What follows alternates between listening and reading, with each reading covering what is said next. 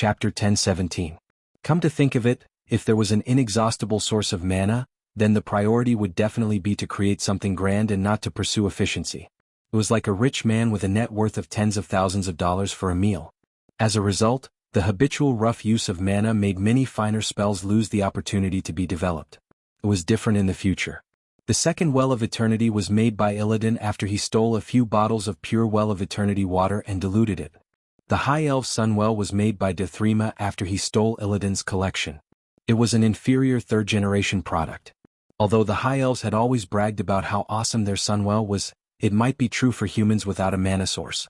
But compared to the most primitive version of the Well of Eternity, it was as ridiculous as some Chinese daring to claim to have filled the entire Poyang Lake with a 330 milliliter bottle of mineral water. Since there was no way to provide an unlimited supply of mana, he could only work on techniques to make up for the lack of quantity. Didn't you see that the amazing Phoenix Flame magic circuit that should have been popularized had become the exclusive supply of the Sunstrider royal family? It was because the requirements for mana were too high that it couldn't be popularized. Because the High Elves had an inexhaustible power of the Well of Eternity, they neglected the various basics and the creation and optimization of magic circuits. As a result, once the mana that an individual could carry reached the upper limit, the strength of a mage would immediately peak. In turn, they would lose the various magic skills that should have been obtained through training. When Duque displayed extraordinary magic skills in front of Savis, what he received was, of course, a full house of applause. Duque drew a three-dimensional magic array with 7 floors. From bottom to top, there was a magic array on each floor. If one looked down from the sky and saw through it, they would find that it was 7 huge concentric circles. From a three-dimensional perspective, it looked like an inverted cone. When Duque finished drawing, the Cador Arcanists were already kneeling on the ground. Duque used the incomparably cool, crystal pulse staff, as a magic pen. After he finished drawing the array, he elegantly let the staff return to his portal bag. Okay. Activate the magic array. You can attract more messengers of the gods. Duque's look of "don't ask me to do such a heavy job" made him look pretentious. Only Grom at the side knew that Duque was now King Priest. He really couldn't do the job of summoning. At this moment, in the distorted void, Kill Jaden's long right index finger was drawing circles on a huge moonstone with his sharp nails. Her nails, which were strong enough to break gold and jade, easily dug out a handful of green powder from the moonstone. The Eridar twins did not even dare to breathe loudly. They were familiar with Kill Jaden's style, which meant that Kill Jaden was getting impatient. He was a very generous master. At the same time, he was also an extremely harsh master. Benefits can be given, and the amount can be negotiated. The premise is that you have to satisfy his seemingly bottomless and crazy demands. The Gemini knew very well that it was not Kill Jaden's original plan to send a human lord into Azeroth. However, after a simple test, they found that the guy called Infernal seemed to be more suitable to break through planet Azeroth's defense array. That was why they sent him first. Now 2 days had passed and there was no reply at all. According to the previous agreement, they had to return to the distorted void as soon as they successfully logged in. Kill Jaden suddenly said, 3 days. I'll wait until the 3rd day at most. If there's no reply, then you too will go. In the Burning Legion, most of the demons preferred to be rough and violent. When it came to sneaking in, this was the Eridar twins' specialty. But for the Gemini to go, it meant that Kill Jaden had chosen the wrong person, which was a slap to his face. This would obviously cause Archimonde to start showing off again. At this moment, Alesis suddenly sensed something. Master. There's a response. It's Infernal. He directly opened a high-level teleportation door with high stability.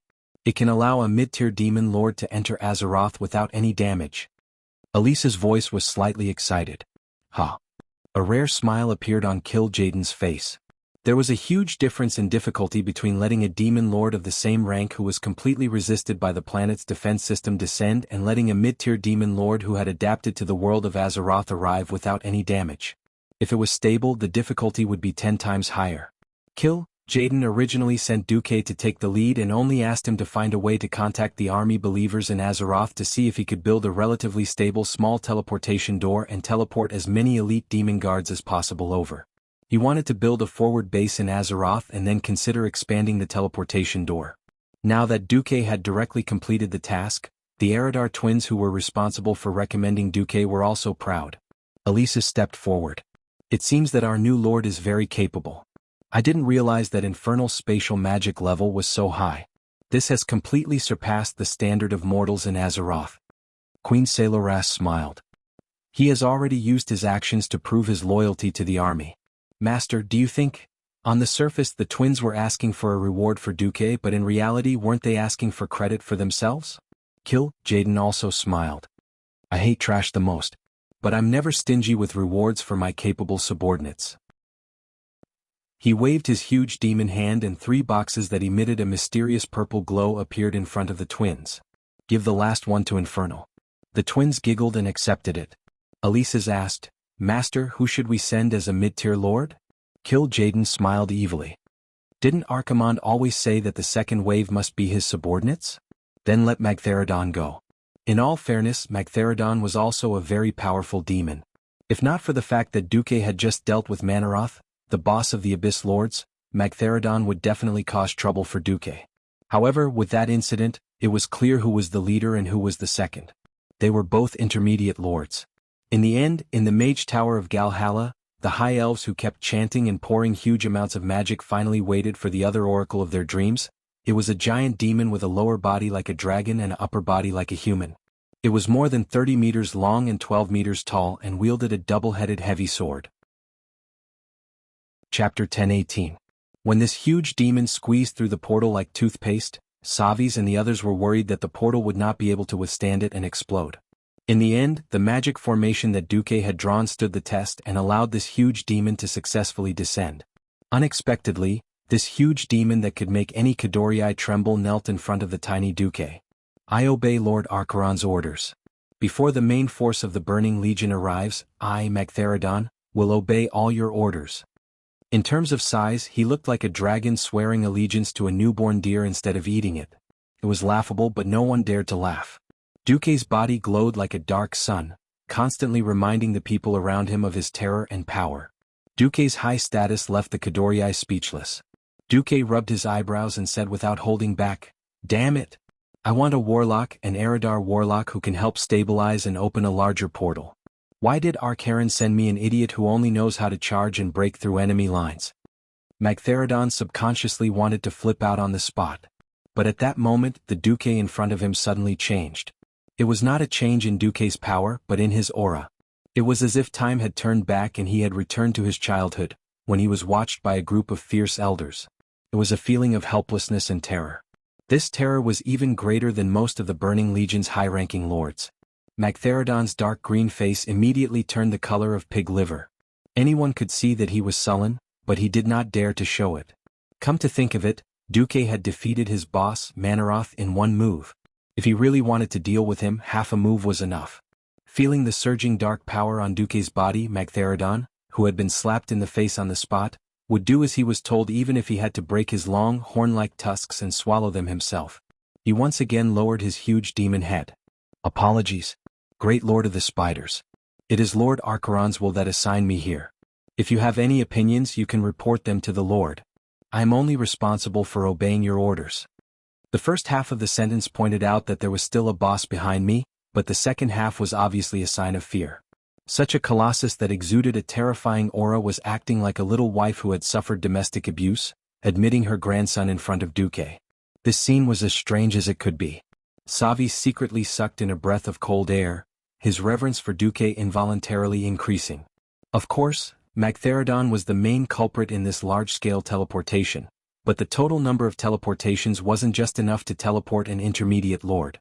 Since the defense circle of planet Azeroth had not been completely cracked, no one knew when the next teleportation would be. Therefore, it was necessary to send as many troops as possible. If the maximum number of teleportation this time was 100, then Magtheridon would have more than 80 points. The remaining points would still be enough to send a lot of elite demons. Groups of demon guards and apocalypse guards stepped out from the wide-open teleportation gate. Apart from them, there were also many Eridar succubi. They wore the most sexy and provocative clothes, or rather, they wore shameful strips of cloth tied around their necks. The moment they appeared, they shamelessly winked at the high elf arcanists.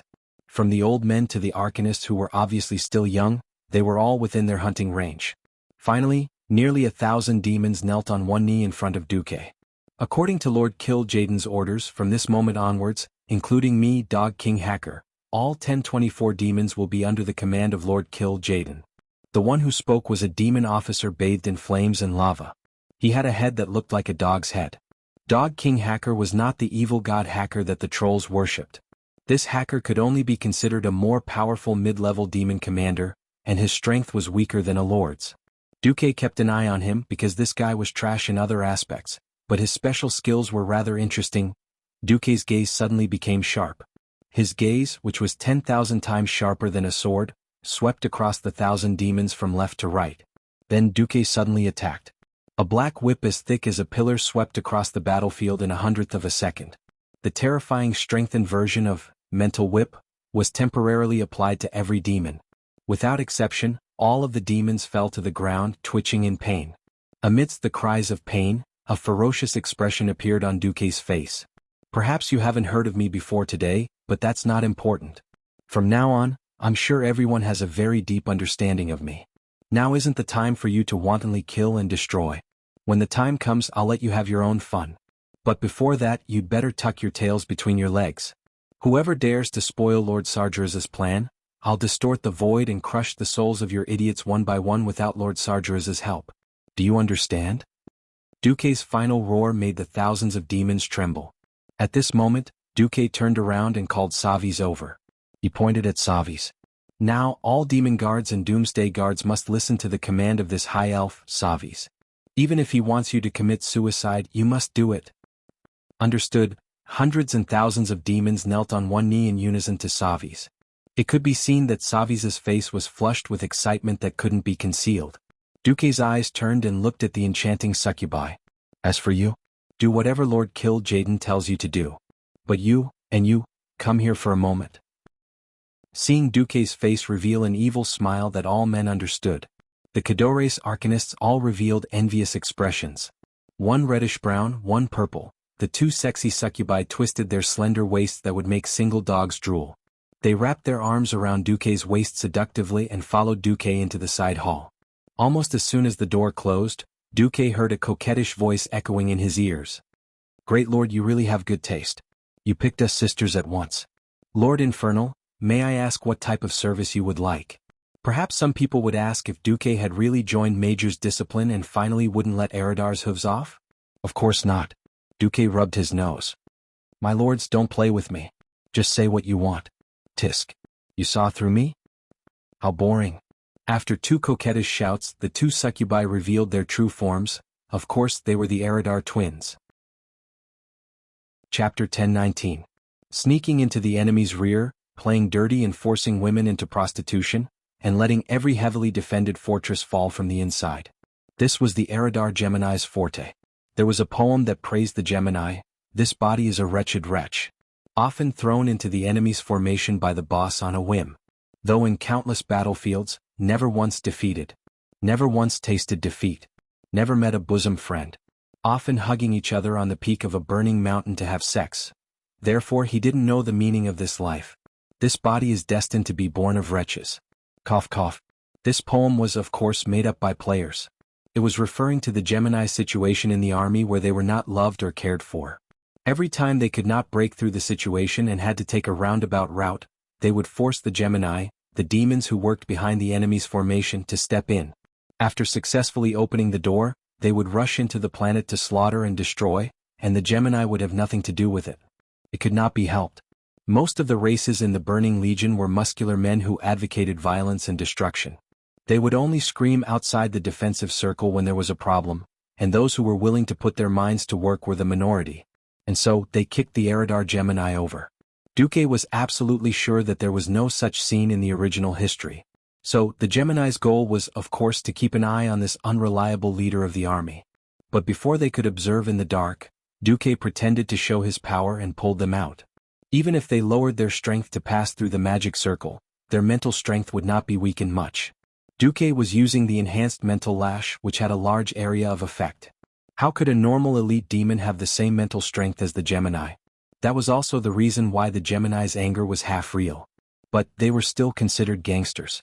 They had entered the battlefield to prevent Duque from stirring up trouble. In fact, when Duque had infused his dark energy, connected with Queen Azhara, and opened the portal, in the eyes of the Burning Legion's higher-ups, the possibility of Duque betraying them was almost negligible. The Eridar twins were not angered by this. They immediately reverted to their true colors and started fawning over Duque, the newly promoted Great Lord with a bright future ahead of him.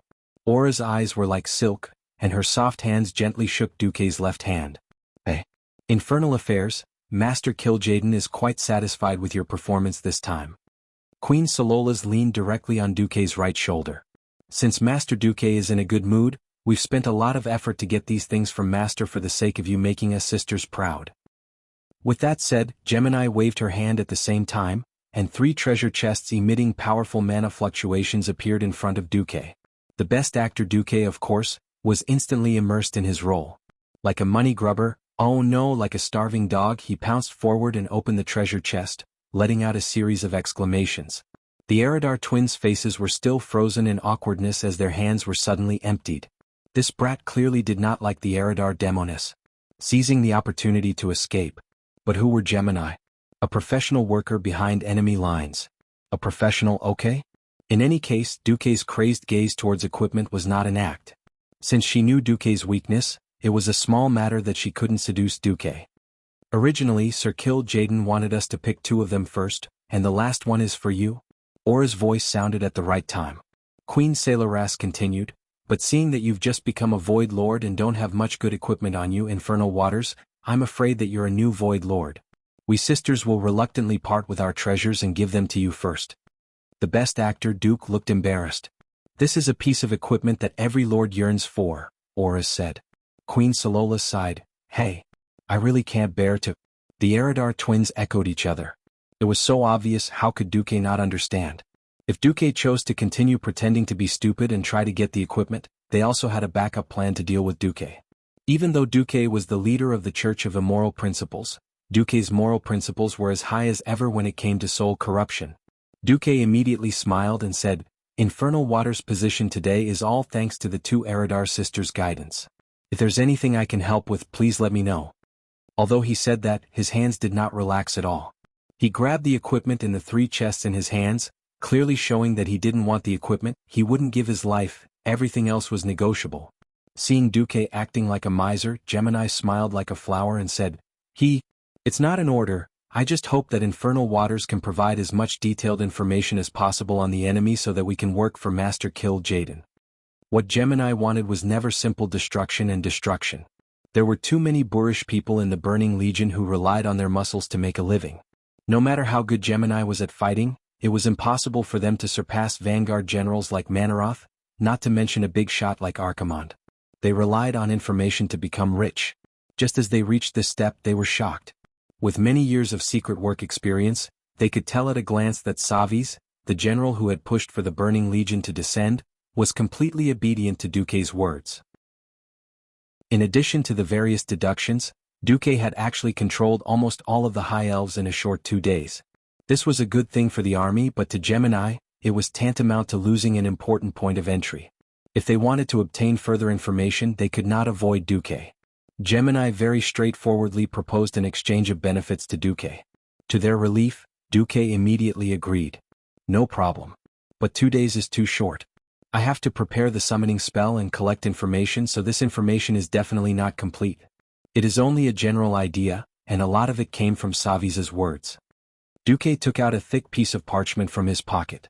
On it, there was a long list of names written in Eridar, as well as the corresponding introductions. Gemini was overjoyed when she saw it. Written on it were names such as the Supreme Leader of the Moon Guards, Latuzius, and the Lord of Fort Raven, Ravencase. Of course, there were also the names of some lords. For the Gemini who had just arrived, this was definitely no different than a beacon in the dark. Whether Duque was hiding anything or not, it could be said that it was easy to find out. Duque would also not fake this kind of thing. It was impossible for Gemini to know Duque's evil intentions. Admittedly, these guys who seemed to be very important were indeed the backbone of the Night Elves. But many of them in the original history were just bystanders. For example, just mention Latuzius. If this guy did not kneel, there would not be Illidan's position. The ingenuity of this was something that outsiders like the Eridar Gemini could not understand. Moreover, among Queen Azhara's political enemies, they were not the ones who made the most noise.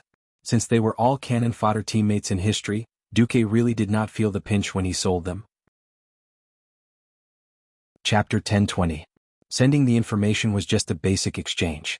This level of information was definitely not enough to exchange for Kill Jaden's treasures.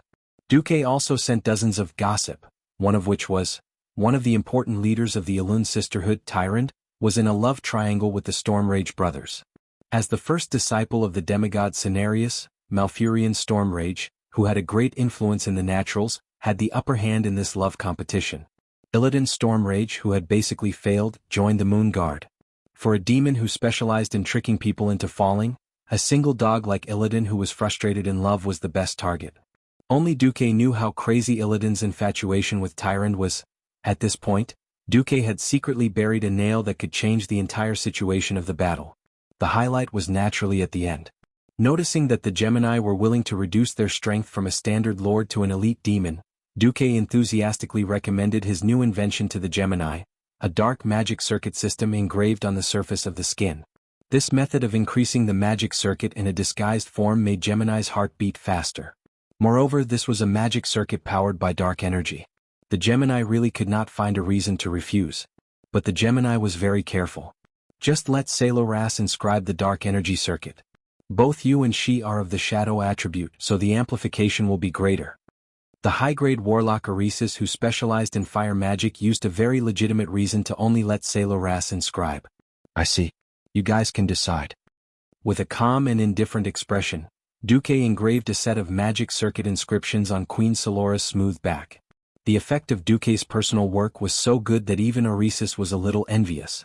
Dark energy was a power that the Eridar clan had mastered to the point of perfection.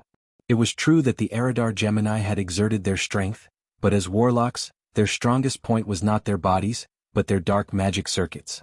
Now that Duque had inscribed a set of circuits on Saloras, he could feel Salora's strength rising rapidly. This effect was not 1 + 1 = 2. At the very least, the effect was equivalent to 4. In just 3 hours, Salola's had reached the level of the Hound King Hacker. Coupled with Salola's gorgeous shadow magic, she had the strength of a quasi-lord.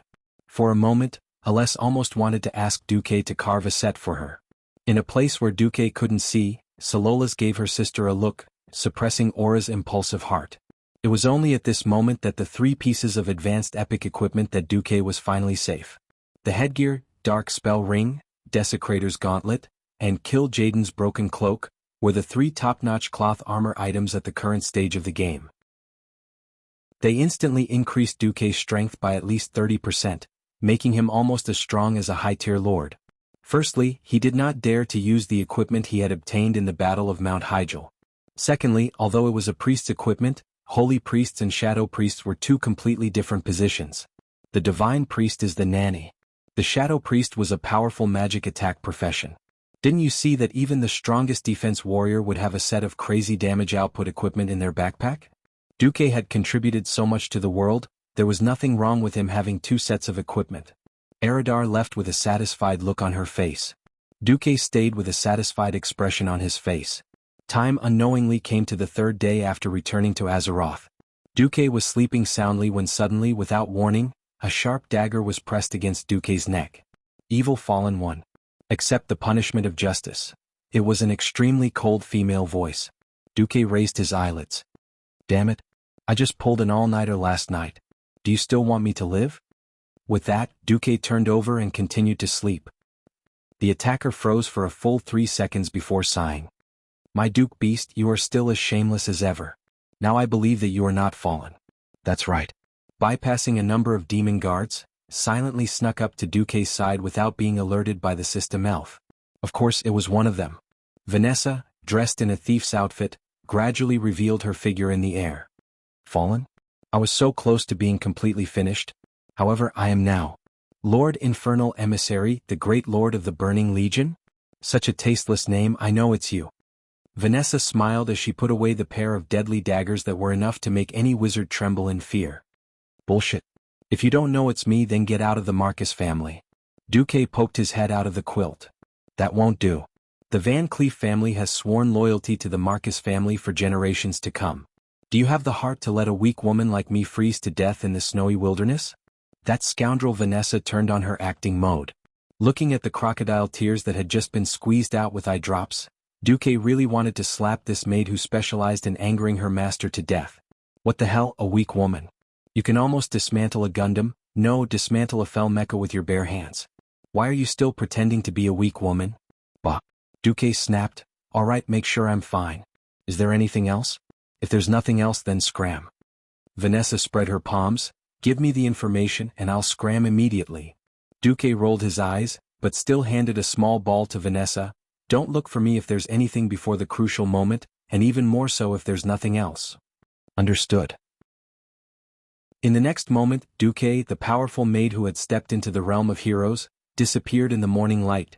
Looking at the sky outside the window that had finally become sunny, Duque pondered, the actors on the old stage are all here. May I ask, goddess of fate, what kind of surprise or scare will you bring me this time? Throughout the ages, those who could clearly grasp the veins of fate, let their vision transcend the mortal world, and control the overall situation had always been rare.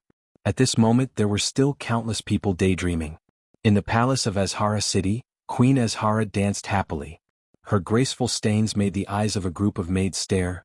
Vashj, am I beautiful? As the queen's personal maid, Vashj's face was filled with fanaticism. In this world, there will be no existence that can resist your majesty's charm. Is that so? That's great. Yes, that spy from yesterday must be pretending to be calm. Because he knows that his master, Sargeras, must be infatuated with me. In that case I will become his matriarch.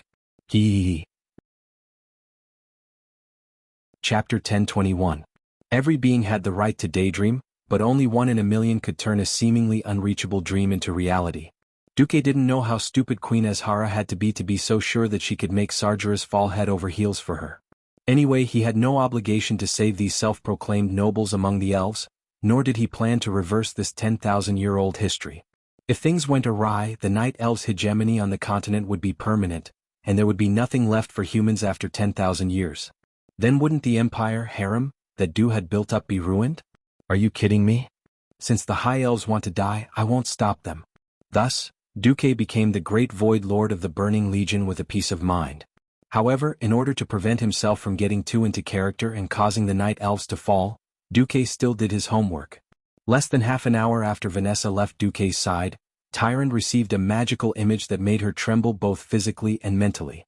Under the summons of Savis and the other elven arcanists, a huge three-dimensional magic formation was activated. Hundreds and thousands of demon soldiers lined up neatly and walked out of the portal. Burly bodies, muscles full of violent beauty, sharp and hard fangs and claws. All of the above almost made Tyrant faint. An unprecedented sense of danger filled her and Malfurion's hearts. Mr. Roddick, Miss Vanessa, please repeat what you know. This is very important. Ronan, who went by the alias Roddick, and Vanessa, who basically didn't appear in the Battle of Mount Hyjal, both appeared before Tyrant and Malfurion after putting on makeup.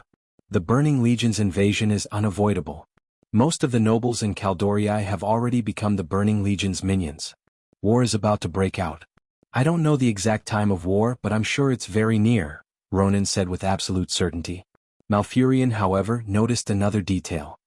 This magical image is very magical and very stable. I can't imagine how they managed to bypass the detection of so many great arcanists and complete the recording. Miss Vanessa, can you explain? I won't hide it from you. Roddick's teacher, who is also my master, is currently in the enemy's formation and is in a high position. However, we are unable to fully trust you, nor can we tell you his current identity. Please forgive us. However, the authenticity of this information is extremely high, so please be prepared and stop fantasizing about Queen Azhara. Because she is one of the masterminds behind the Burning Legion. The two Night Elves clenched their fists. Even though Roland had long since known that the noble High Elves were crazily obsessed with the arcane arts, attracting the most terrifying demon army in the universe in order to obtain even greater power was no different from self-destruction. I'm going to find Cenarius. Malfurion rose. I'll talk to Elun, then contact the various lords. Tyrant's face was ashen. At this time, Luoning suddenly said, actually, one of our companions has already contacted the dragons. Dragon race. Tyrant exclaimed in shock. To the ancient Night Elves, the dragons were a race that was both very close and very distant. The dragons, who guarded the world, rarely interacted with other races. However, any intelligent race would know how powerful the dragons were. Yes, Luoning said solemnly. Impossible. As long as it was a mortal, once they stepped into the Dragon Clan's territory, they would be burned to ashes. The Dragon Clan would not give anyone a chance to explain themselves. Call your companion back immediately, Malfurion said anxiously. Luo Ning shook his head. It's fine. My companion's identity is a little special. He will definitely succeed in convincing the dragons. Crassus was also a red dragon. As the saying went, don't talk to your own people. The dragon's breath would never land on Crassus. In any case, this was a little secret. Tyrant and Tyrant heaved a sigh of relief. Tyrant said, if the dragons join us, Luo Ning interrupted her with the words, I'm going to win. No. Even if all the 5 colored dragons come together, they might not be able to defeat the Burning Legion. All we can do is avoid collapsing right from the start. As for the opportunity to win, we need to look for it seriously. Tyrant and Tyrant's faces paled. They couldn't help but raise their guard against this unknown Burning Legion. Tyrant spoke resolutely, we will prepare to the fullest extent possible for this war. Malfurion said, I'll have to trouble you to help with the rest. Luo Ning and Vanessa nodded at the same time. In fact, Luo Ning sighed too. He was also very helpless about this time's transmigration. On one hand, the information he had gathered was limited. Nozdormu had forbidden them from coming into contact with the Night Elves, saying that it might cause an irreversible change in history. This made it difficult for Luo Ning to follow the main storyline of the ancient war even if he wanted to. After all, as far as Luo Ning knew, only Tyrant and Malfurion were still alive after the ancient war. However, they were not allowed to come into contact with them. As for the ancient war, Luo Ning had flipped through the incomplete records and history books that the Dalajan had salvaged, but he could only find a bunch of vague fragments. He roughly knew that the Burning Legion had come once 10,000 years ago. Then the Earth aspect dragon, Neltharion, betrayed them and blew up the Well of Eternity for some unknown reason, destroying the ancient Kalimdor continent and sending the Burning Legion back to their homeland. As for how it became like this, he had no idea, nor could he verify it. Most of the information humans had about the ancient war came from the High Elves. In this period of history, there was naturally no lack of High Elves trying to flatter themselves. The only thing he could be sure of was that Anastrian Sunstrider's father, Dasrima, had participated in the war, and his role seemed to be a little dishonorable. He was completely at a loss for the rest. On the other hand, he felt that his master, Duque, knew a lot of information that he didn't, but Duque refused to say it no matter what. Now, the biggest trump card of the Azeroth Coalition army was undoubtedly Duque, who had become the Burning Legion's Void Lord. Looking at the backs of Tyrant and Malfurion leaving, Luo Ning sighed. With Master's character and intelligence, he probably won't stop until he makes the Burning Legion bleed. Vanessa shrugged her shoulders, looking as if she was about to die. I'm also very helpless to have such a master. Right, what should we do now? Chapter 1022. I'm going to learn from Master during the battle at the Dark Portal. I'll think of a way to print a batch of battle manuals and teach the Night Elves how to deal with demons. This will prevent them from taking the wrong path. Experience gained through blood and life was always a priceless treasure on the battlefield. This could change the balance of power on the battlefield. Vanessa suddenly asked, what is Brock doing? Ronan shrugged. After he regained his freedom, he was summoned to see Cenarius. It seems like the demigod is trying to strengthen his Blade of Cataclysm. Lucky guy. Right, how much time do we have? Master told me to go to Azhara at noon and midnight to keep an eye on Grom Hellscream. Before the city's defenses were strengthened, a hero-level thief like Vanessa could enter and leave Azhara easily. She immediately understood what it meant to keep an eye on Grom. At noon on the first day, Grom was playing with ivory carvings in the corner of the royal garden. He was carving on a steel boar's tooth, carving the head of a Lord of the Abyss on it. On the second day, Grom was playing with wood carvings, using an axe as a carving knife and carving out 2 lords. At midnight on the third day, Grom went to the toilet 3 times. Every day Grom would do something new. The intelligent Vanessa immediately understood what he was doing. Unbeknownst to most of the Night Elves, the dark clouds of war were rapidly accumulating. On the 6th day, Vanessa finally received new instructions. It wasn't until the 7th day that Tyrant finally received the most conclusive piece of information. Illidan, who had joined the Moon Guard, had snuck back and told Tyrant the terrifying truth that there were 5 Burning Legion lords in Azhara. Tyrant no longer hesitated and went straight to the Night Elves' respected Lord Ravencase. She showed Ravencase the evidence. Ravencase's face was ashen. He swung his strong arm in a circle and slammed his fist on the table. That traitor Savis must have deceived Her Majesty. Oh. I must encourage all the lords to start an operation to rescue the king. Tyron was speechless. She could not help but admire Queen Azhara's charm. Even though there were images of the Empress appearing near the teleportation portal, and even footage of the Empress happily caressing those burly and ugly demon guards, there were still many lords like Ravenkes who believed that the Empress had been deceived. 5 lords of Caldorii had the same idea as Ravenkes. The only good thing was that at least they were ready for war. Just as the war was about to break out, something big happened in Azhara City. A huge commotion came from the outer city of Azhara. It was the resting place of Queen Azhara. She ordered music to be played in the hope of driving away the noise, but alas, the lyre and flute were of no use. She had no choice but to get up. Her new bodyguard, the demon guard, followed closely beside her. She strolled gracefully through the palace.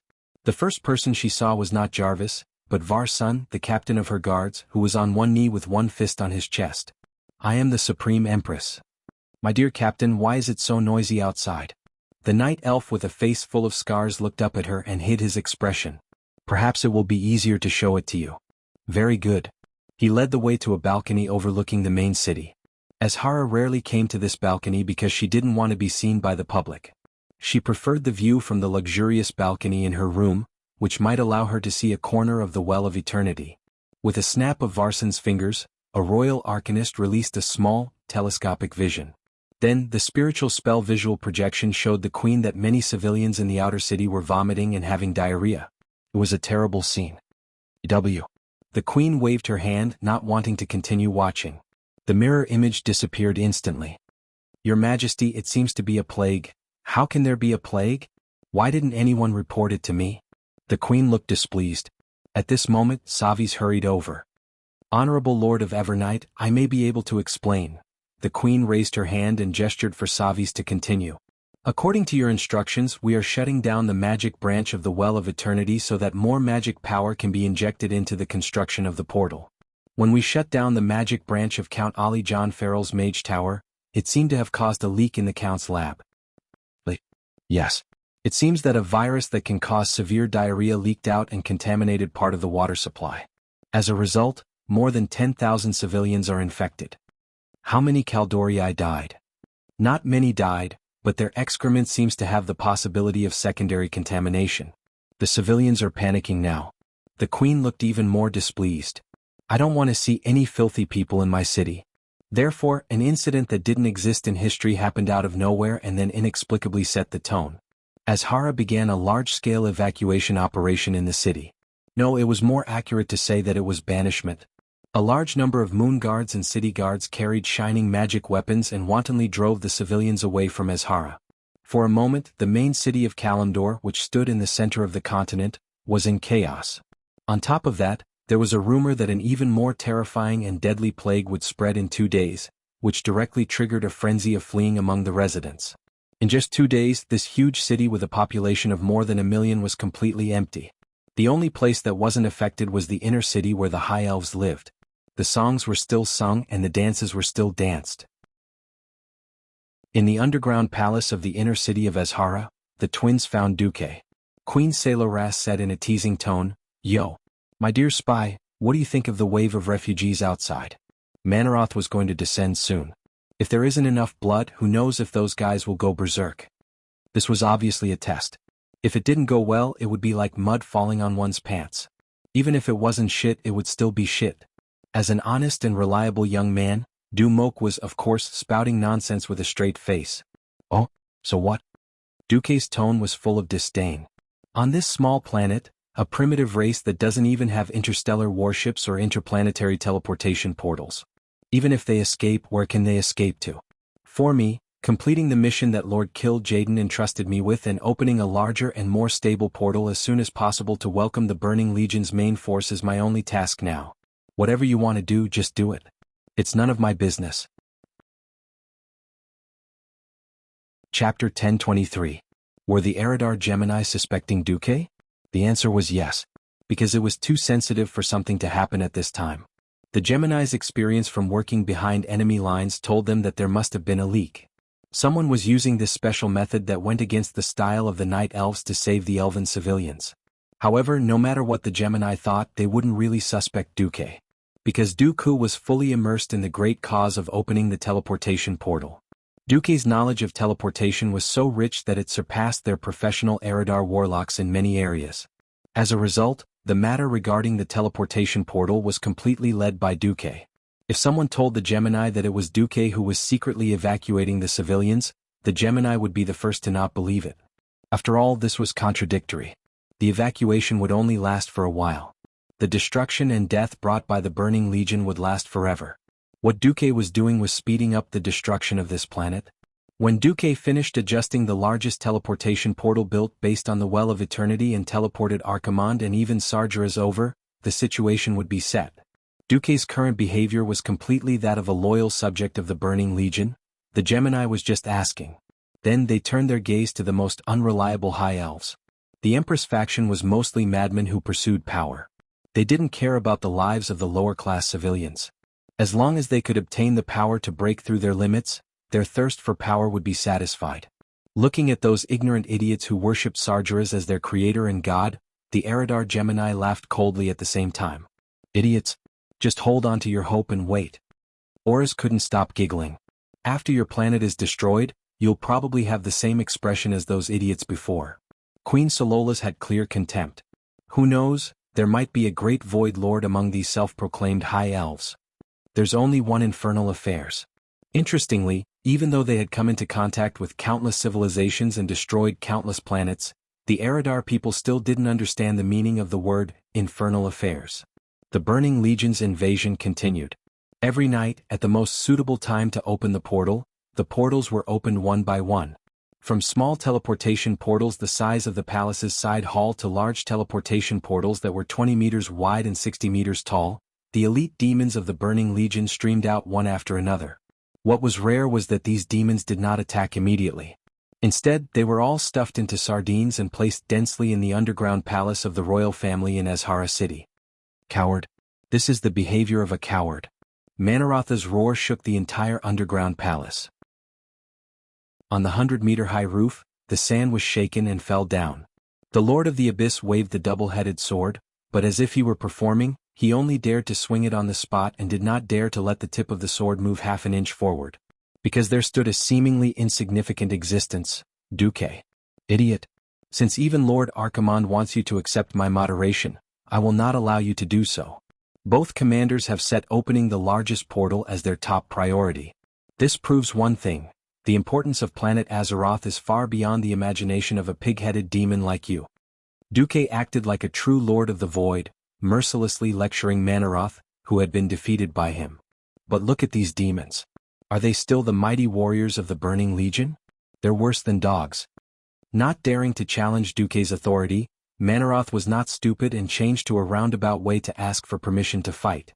Duque glanced at the huge portal that was about to be completed by the Burning Legion's dark craftsmen.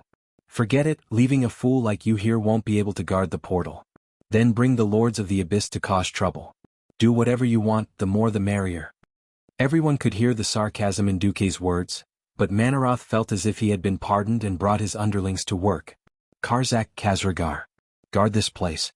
Duque said without turning his head. Yes. Understood.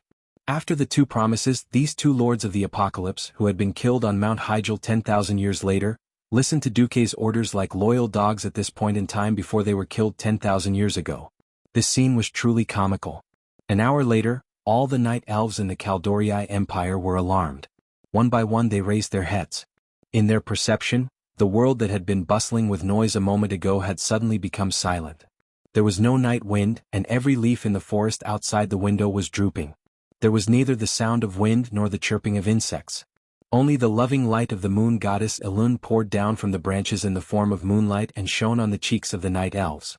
The expensive magic lamps that would never be extinguished at night all lost their luster, and every night elf city fell into a short and strange silence. What happened? Where's the magic power of the Well of Eternity? In the darkness, countless elves exclaimed. However, their panic and agitation were the greatest contrast to the lackluster magic power tributary below the city that did not even have the slightest ripple. At this moment, all the elves felt that the world they were familiar with was deviating. The magic power that was once extremely familiar and powerful seemed to be leaving them in fear under the threat of the goddess of fate. In the dark, it seemed that something sinister was descending, as if some terrifying existence was waiting for them at the crossroads of fate. An invisible black hand was secretly guiding and manipulating everything with its unparalleled power.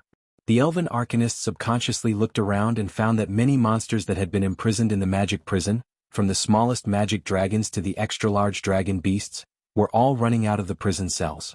Unexpectedly, they thought that these monsters would immediately turn on the elves after gaining freedom and take revenge on the masters who had imprisoned them. However, no matter what kind of monsters they were all trembling and even running around in panic. No one realized that they were doing everything they could to get away from Azhara City. All the elves who could sense the magic power felt their hearts skip a beat. Because at this moment, all the wizards in the entire Kaldorii Empire had their connection with the Well of Eternity forcibly cut off at the same time. Chapter 1024. In the entire Kaldorii Empire, there were hundreds of castles of various sizes. Most of the castles' owners were no longer around. They gathered in the castles of the leaders of various regions, intensely discussing the intelligence from the Elune Sisterhood, the leader of the Nature faction. Queen Azhara brought in demons for the sake of new power? That's nonsense. The queen is not a fool. How could she bring in demons that are so powerful that they can destroy her? Just as the lords were arguing fiercely, these lords in gorgeous robes opened their eyes wide in horror. Everyone realized that from that moment on, the Well of Eternity no longer sent any magical response. Not only them but the entire Night Elf Empire, the entire Kalimdor continent, and thousands of other species all felt the emptiness and loss in their hearts. Before this moment, they were more or less direct or indirect beneficiaries of the Well of Eternity's massive magical power. But after this moment, their connection with the Well of Eternity was cut off. The power that they once enjoyed had now turned into nothingness. Unease and panic quickly spread among the people. Just like the Celestial Empire before Duke's transmigration, not to mention an indefinite power outage, once human society returned to the Iron Age and needed candles for illumination, just the lack of Wi-Fi alone was enough to cause many young people who were heavily addicted to cell phones to suffer from mania. Now, many people in Azhara who were unwilling to evacuate, as well as the city guards, and even some of the moon guards, naturally wanted to ask for help from their queen and call for Azhara's guidance. The soldiers and civilians quickly gathered in front of the inner city gate of Azhara, and more people gathered. At the beginning there were hundreds of people at each gate, but now there were thousands. On top of the gate, the sentries looked expressionless, neither opening the gate nor appeasing the surging crowd. Until midnight, most of the elves who were still in the city rushed to the 4 gates of the inner city. Outside each gate, tens of thousands of elves gathered. Duque, who had asked the demon's eye to transmit images to him in the name of surveillance, secretly sighed in his heart. In his heart, even if this was transmigration, even if he knew that he could not greatly change the history of the ancient war, he still did not want to treat the innocent night elves as sacrificial lambs. Now Duque realized that his thinking was wrong. At this moment, those who were still in the outer city of Azhara were definitely not ordinary people. Magical power. We want magical power. Give me magic power. Give it to me or I'll go crazy. To Duque's surprise, the people rioted. Some elves seemed to be venting their frustrations as they blasted fireball at the inner city of Azhara, which was still high and mighty and revered as holy half a day ago. The weak fireball that lacked magic power smashed into the inner city wall. Before it could touch the wall, it was blocked by the inner city's magic defense wall and turned into clusters of sparks and flames. Some of the elves frantically tore at their clothes and scratched at their purple skin with their not-so-sharp nails, leaving deep bloody marks that exposed their flesh. Some of the elves were crying and yelling. While shedding tears of blood, they were grabbing their compatriots beside them and tearing them apart in a frenzy. Some elves even started to set fire to the houses around the inner city in order to vent their dissatisfaction with the Empress. Looking at them, Duque took a deep breath. It was just like how the high elves suffered from magic addiction after losing the Well of the Sun. Now, even their beautiful faces had become hideous and distorted. These fellows who had lost their rationality were undoubtedly drug addicts. However, because the magic density of the original Well of Eternity was many times higher than that of the Well of the Sun, they were addicted to the Well of Eternity magic, which was many times stronger than the original Blood Elves in history. When the addiction flared up, drug addicts could trample on all conscience in the world and murder all the beauty in the world. Duque suddenly understood that the fall of the once prosperous Caldorii Empire was not without reason. At this moment, Queen Azhara was beside Duque. Azhara was still the same Azhara, but the scene in front of her was no longer the one she was familiar with. Azhara's golden eyes witnessed the scene of the city falling into destruction, the buildings that were quickly turning into ruins in the flames, the sea of fire that was gradually joining together, and the crazy elves who were murderous to their compatriots. She looked around and found that the inner city wall that protected the high elves was still intact. Are these my beloved people? Queen Azhara was trembling all over. Savis, who was beside the queen, stepped forward. Your Majesty, do you see this? These are all lowly people who appear to be obedient, but in reality they don't care about your rule and benevolence. Everything in front of us is worthless. For a more perfect world, all imperfections should be swept away. Swept away? When Duque heard this word, he only felt disgusted. Weren't the high elves the ones who abused the magic of the Well of Eternity and caused millions of subjects to be deeply addicted to it? At this moment, Queen Azhara turned around and faced Duque. May I ask if the most trusted servant of Creator Sargeras, the commander of the heavens, the lord of the infernal underworld, also agrees with us doing this? Duque's disgust for Azhara deepened. This was a so-called ruler who pursued perfection. Everything a perfect queen did had to be perfect. Of course, Azhara couldn't allow her city to be tarnished by those addicts. But as a perfectionist, she couldn't open her mouth to announce the purification of her subjects. Ah, you want me, a fake void lord, to be the scapegoat? Duque laughed coldly. Isn't it your right as a queen how to deal with your subjects? This seemingly ambiguous sentence made Azhara and Savis think that they had gotten enough hints. Savis nodded first. If Sir Mark Dooku says it must be done, then it must be done. Moreover, the other commander of the heavens, Sir Manaroth, also thinks that purification is necessary.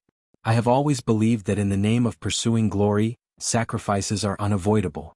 Moreover, these are thugs who tarnish the glory of Her Majesty's holy city. Azhara had briefly met the unforgettable Manaroth with her chief counselor, and she had fallen head over heels for the towering servant of the Creator. Seeing that the two commanders of the heavens had agreed, the Shadow Queen Azhara nodded awkwardly. Savis lowered his head. Your wisdom transcends the galaxy. The queen accepted his praise with the calmness of an emperor. She received many compliments every day. This was a major part of her life. As if she couldn't bear to see the carnage that was about to happen, Azhara asked, will this last for a long time? Isn't the Creator coming soon? Chapter 1025. Duque said neutrally. Dark energy extracted at the cost of life and destruction will undoubtedly hasten the arrival of Lord Sargeras. Then I have no objections. The queen sighed as if she was bemoaning the state of the universe and the fate of mankind. She placed her hand on her chest. Yes, I hope that when Sargeras comes I can be the first to know. If I can't personally greet him here, I will be very regretful. I also really hope to let you know in advance. Duque said without a trace. Now please leave, Queen. I have to open the portal. The queen bowed absent-mindedly. Her eyes seemed to be completely immersed in the huge and psychedelic portal in front of her and the true meaning of the gods. That's right, in Azhara's mind she began to imagine the world she dreamed of.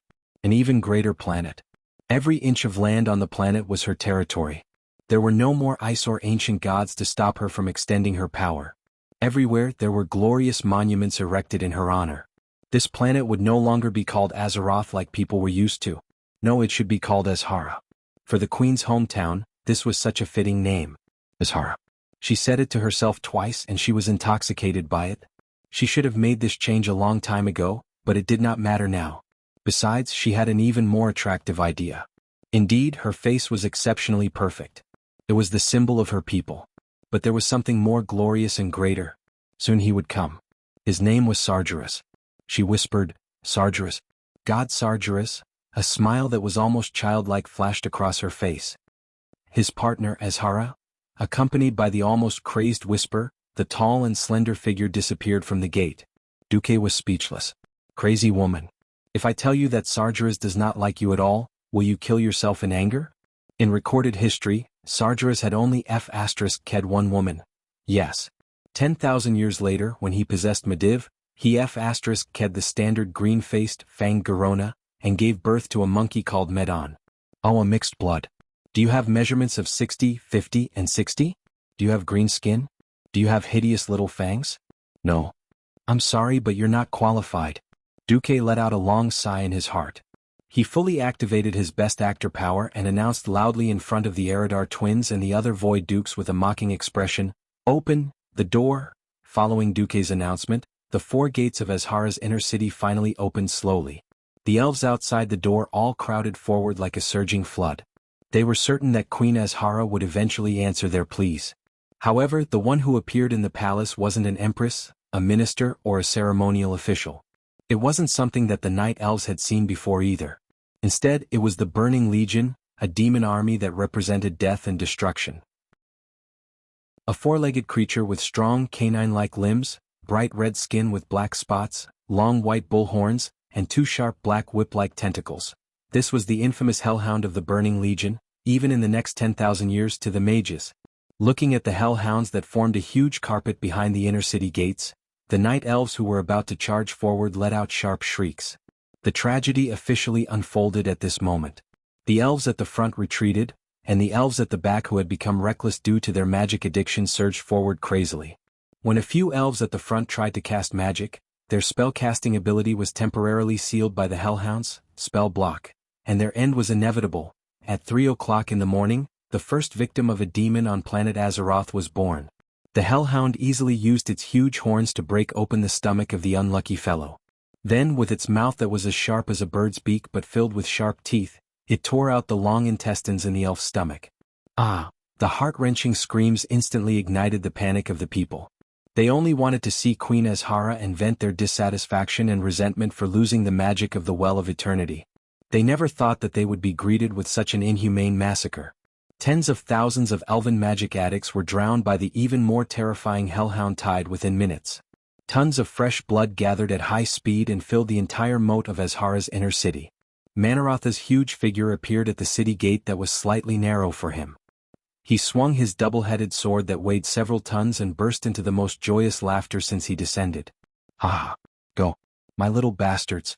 Massacre, destruction. Tonight is the Burning Legion's feast of death." Ah! Beside him was the Hound King Hacker, who had been bestowed with power and had advanced to a low-level lord. Hacker's body was covered in light and shadows, and the space around him rippled like water. Countless Hellhounds were leaping out of this special portal for Hellhounds, allowing even more Hellhounds to directly arrive from the distorted void to participate in this massacre. Not only low-level demons like the Hellhounds and Demon Guards, but even the Lords of the Abyss under Manaroth had entered. Those massive war machines that looked like dragons turned into bulldozers and smashed the tall and beautiful elven houses as easily as a pile of toy blocks. The continuous rumbling sounds spread from near to far, all the way into the distance. Azhara, which had always been a city that never slept, welcomed light after a short period of darkness. Unfortunately, this was the light of destruction. Every fire represented the collapse of a 1,000-year-old cultural relic house, symbolizing the death of a double-digit number of elves. Krasis, riding a huge red dragon, was hovering outside Azhara city. He was dumbfounded as he watched the scene unfold before him. Impossible. Why didn't he stop this even though he knew that this would happen? Krasis was a little confused. He could not understand why Duque did not stop this destruction, even though he knew that his goal in coming to the ancient war was to protect history. Who is he? Krasis? The huge red dragon asked. Krasis did not know how to answer, because any spoilers from him could very well affect the attitude of the dragons towards Duke 10,000 years later. In the end, he answered vaguely, "He is the leader of our alliance, a great being whose soul will not fall into the abyss even if he is cursed with the darkest of curses." Chapter 1026. The Red Dragon was non-committal. What are we going to do now? The Red Dragon's combat power was indeed strong, but it depended on who it was compared to. If it was just the Night Elves, then as long as it did not encounter a Breaking Dawn mage or a mage tower, the Red Dragon could come and go as it pleased. If it was the Burning Legion's air force, then it would be a different story. Krasis knew very well that if Mount Hyjal did not have the domineering magic circle that forbade high-altitude flight, the result of the battle might be rewritten. The Burning Legion's air force was far more terrifying than imagined. Krasis shook his head. "Let's go back. We must inform the other races and unite all the powerful and native creatures of Azeroth." Okay. At the same time, the messengers came to Fort Raven every few minutes. All the messengers wanted to see the master here because there was new news every time. Every news was equally terrible for Ravencase. No matter what, there was no way to obtain magic power from the night elves. Even the most experienced wizard here was helpless. In addition, the spell power that relied on the Well of Eternity to provide the source had also failed, and it had caused unfortunate results in 1 or 2 places. Panic happened one after another, and they were almost numb to it. It was only at this moment that Ravencase realized that after losing the Well of Eternity, and with the failure of magic communication, it was almost impossible to maintain law and order with the power of mortals. The middle and low-ranking officials in various places could have avoided chaos, but these officials were in chaos. Even if the lords had received the news early, they were not sure of the authenticity of the news and did not pass the news to the middle and lower levels, which directly led to the current chaos. The most important places, the areas near Azhara, had been cut off from news, and it boded ill rather than well. The Moon Guards, who were once proud of, could not even compete with the most primitive ordinary warriors who relied on their own physical strength. At least the ordinary warriors would not be addicted to magic. Damn it. Savis, you evil man who should go to hell. How much do you want to bewitch our queen? Ravencase angrily hammered the table. Tyrande was not afraid of the angry eyes around her. She stood up and said righteously, "No. Your Excellency Ravencase. Let me emphasize once more, this operation was personally approved by Queen Azhara. Enough. The gods belong to the gods. What belongs to the Emperor belongs to the Emperor." Ravencase interrupted Tyrande. Tyrande's expression was ugly, her chest heaving with anger. This was also Kaldoriai's chronic ailment. Even though this was an era where deities frequently appeared, Kaldorii was undoubtedly a kingdom ruled by emperors. The great nobles, who controlled a large number of troops and power, were very sensitive to the interference of gods and churches. Tonight, there were a total of 118 lords gathered in Fort Raven, which accounted for less than a quarter of the entire Kaldorii Empire. More lords chose to wait and see, or directly moved their families into the inner city of Azhara, firmly choosing to stand on the side of the queen. Even though they looked like they were rebelling now, the slogan they were shouting was still, "Long live the Empress. We must protect the king and eliminate the side of the Emperor." At this moment, Malfurion suddenly strode in from outside the hall, accompanied by a tall green giant and a short but fair-skinned humanoid creature that the lords had never seen before. Ravencase, this is no longer a simple battle for the throne. If you think that there are no traces of the gods in this war, then you are wrong, Malfurion yelled and then put down a magic crystal on the huge military map. The next second, a huge three-dimensional projection appeared over the military hall of Fort Raven. It was a huge figure not much smaller than the majestic gate of Azhara. A fat but dragon-like lizard-like lower body, coupled with an extremely swollen humanoid upper body, and a terrifying double-headed sword that could easily cut down an arrow tower, all the evidence supported the horror of the Burning Legion that Tyrande spoke of. "What is it?" Ravencase could not hide his trembling. At this time, the male human beside Malfurion, who was shorter than the night elves, stood up and bowed to the elven lords. "Dear lords, greetings. I am a human from another world. My name is Roddick. As a person whose hometown is also threatened by the Burning Legion, I have come here to report the intelligence of the Burning Legion." After some opening remarks, Ronan said in a deep voice, "This monster is the vanguard of the Burning Legion, the Lord of the Abyss, Manaroth, who has destroyed countless planets." As soon as Ronan's voice trailed off, there was a burst of gasps from the lords. Destroyed countless planets? The lords wanted to accuse Ronan of exaggeration, but after seeing Manaroth easily destroy a mage tower that kept releasing lightning magic at him, no one dared to say anything. "If you still need evidence, there is." Ronan snapped his fingers. In an instant, in the middle of the liege lords, under the illumination of the bright torches and the focus of their gazes, beside the table with the military map, a slender but shorter human figure appeared. She seemed to appear out of thin air, twisting the air and appearing in front of everyone. "Oh." Ravencase was the first to draw his sword. "She is not the enemy," Tyrande and Malfurion said at the same time. The next moment, a masked woman with the same fair skin as Roddick appeared in front of the elven lords. She silently offered another magic crystal and placed it on the table. The lords were in an uproar when the image and voice were released, because the main character in the video was their most revered and respected Queen Azhara. In the image, Queen Azhara turned around and faced the side. "May I ask if the most trusted servant of the Creator Sargeras, the commander of the heavenly realm, the lord of the infernal underworld, agrees with our actions. Everyone here was a senior noble of the Chaldorii Empire. Of course, they understood what the queen's words, which were full of political art, meant. They, the lords of the various lands, had been abandoned. Mercilessly abandoned. When the queen was preparing to welcome the so-called god, she didn't even consider informing them. The resentment of being betrayed and abandoned filled the hearts of all the lords in an instant. Almost every lord wanted to roar at the sky to vent the rage in their hearts. Chapter 1027. Only Ravencase broke the magic crystal on the table with his sword. Wait. Our arcanists have never seen such a sophisticated illusion system. Who can guarantee that the information provided by you, outsiders of unknown origin, is true? Ronan was speechless. Reforming the magic image system and storing it, that was technology from 10,000 years later. He really could not refute it now. And who the hell are you? Which race are you? Don't think that your clumsy makeup can fool my eyes. Ravencase pointed at Ronan, who claimed to be Roddick. Even if we are willing to believe that the queen is involved in this operation, it does not mean that we, the noble Cador, will believe you guys of unknown origin. Stubborn, arrogant, it was a guy like Ravencase who had great influence in the upper echelons of the entire Cador Empire. The feudal lords who were filled with righteous indignation immediately distanced themselves from Ronan and Vanessa. At this time, Tyrande walked out, and it was obvious that her clenched fists were shaking. Look at the situation. In the face of such a strong enemy, you still have the mood to play your noble politics? This is no longer something that we, Cador, can handle alone. We need to contact all the forces that can be united. Ravencase waved his hand. No, we have had enough of suspicion and betrayal. We are the High Elves, we are born to be noble rulers. Even if our queen is deceived for a while, only the High Elves are qualified to polish the queen's eyes. I, Ravencase, the Lord of Fort Raven, propose once again, eliminate the treacherous Savis. And after this war in the name of the queen, we will implement a parliamentary system.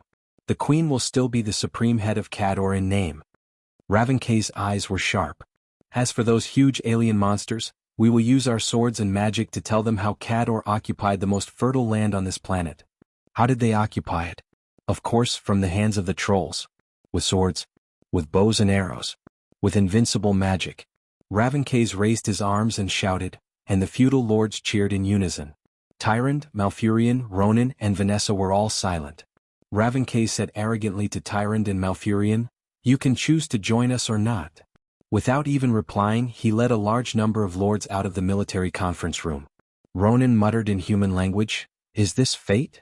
Or is it that the power of tradition is so deeply rooted and unbreakable?" Vanessa clearly had a different opinion.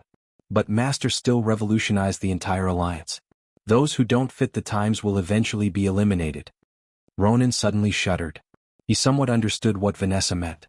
Those who tried to stop the wheel of history were destined to be crushed by destiny. No one could save them. All we can do is unite the remaining purer forces that can be united.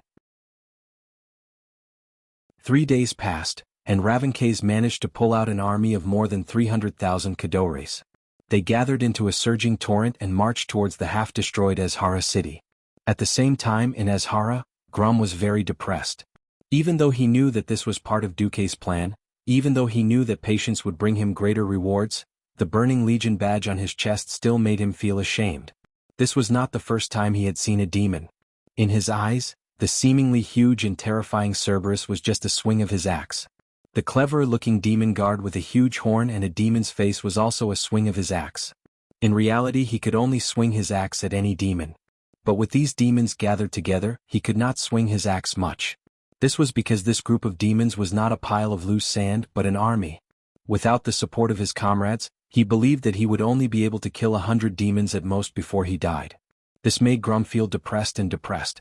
Strolling along the long corridor of the palace, as he approached the palace with the few teleportation portals, more and more demons surged out from the palace gates.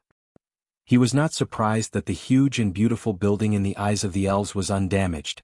Just as Duque had told him, most of the elves who had fought alongside him 10,000 years later were now conspirators of the Burning Legion. Grum could see the guards standing in a neat row by the wall. As he got closer, he could even see the twisted and terrifying joy in their eyes under such a creepy scene. Their silver eyes were all red, and some looked like they could not wait to become part of the demons and join this demon army that had destroyed their home. Grom felt a wave of disgust and quickly turned away. On the side of the palace, he noticed that the High Elves' residence was completely preserved. Some of the Queen's servants were even walking from room to room as if nothing had happened around them. Walking quickly to the teleportation area where Duque was, Grom resisted the urge to kill the 2 Apocalypse guards at the door, entered and saw Duque. Seeing that there were no other demons around, Grom whispered to Duque, "I've had enough." Duque laughed. It was really hard for a fierce general like Lord Roar to play the dirty game. "Oh, do you like war?" Grom was stunned. He could not read Duque's thoughts. After a moment of silence, he replied, "I do. Those night elves who overestimate themselves have formed an army.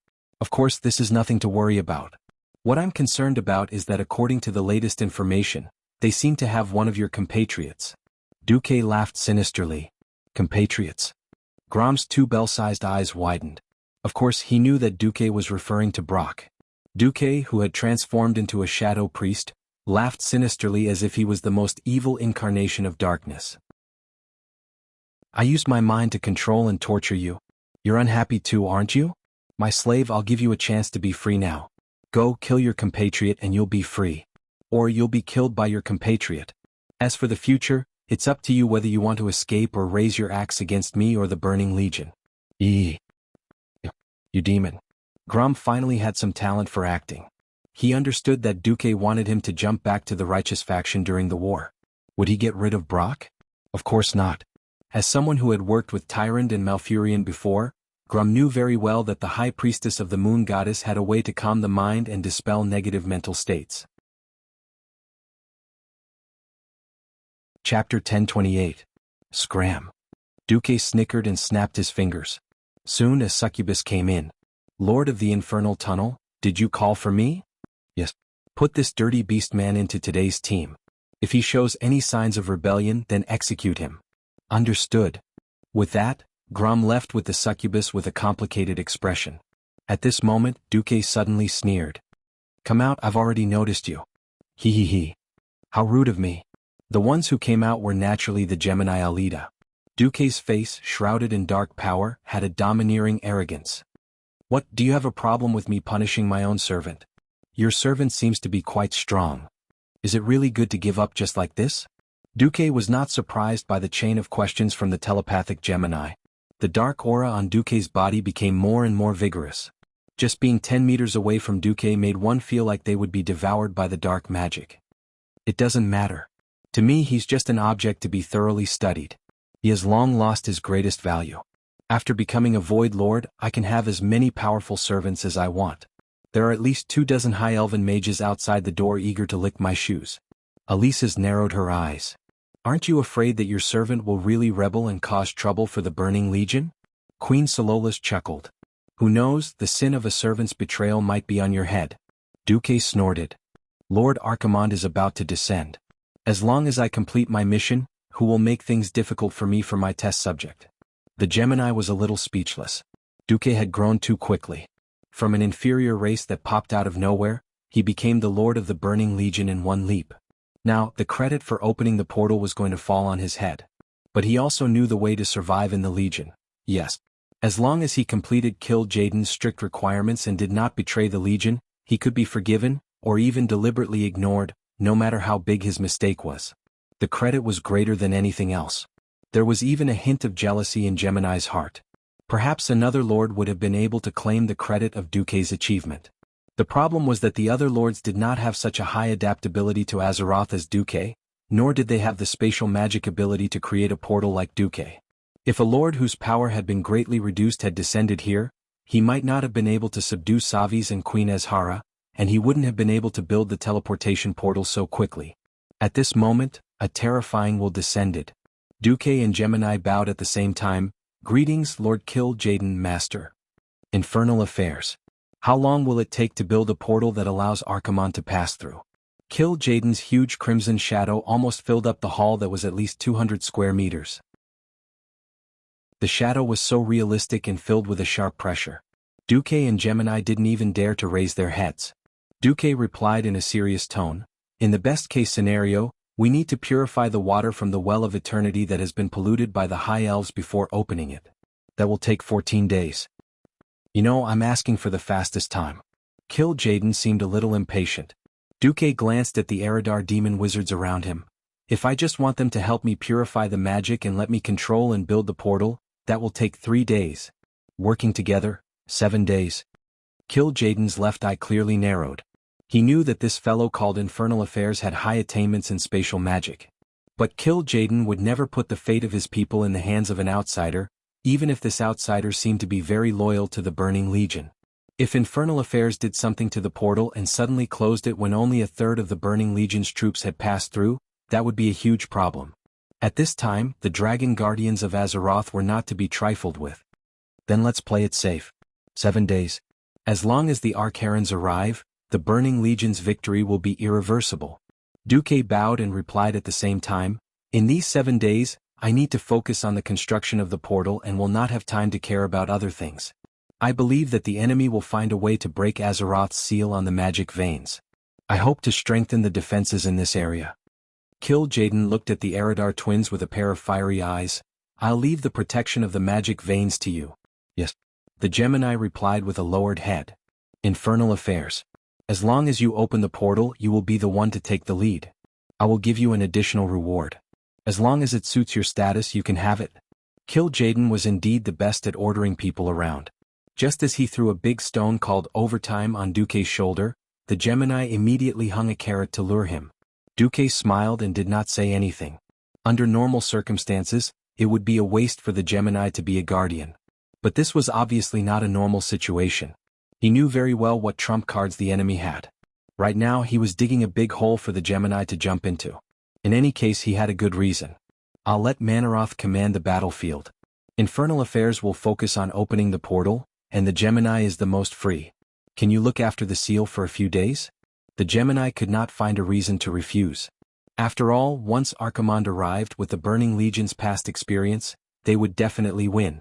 In the end it would become, it's not that we didn't work hard to suppress the bandits, but the bandits have Gundams.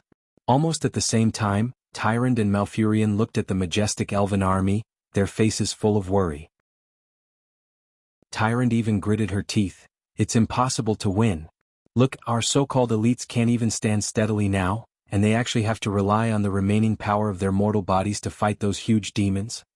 Malfurion sighed deeply. You're right. An army of 300,000. This was definitely a powerful force to be reckoned with in the mortal world.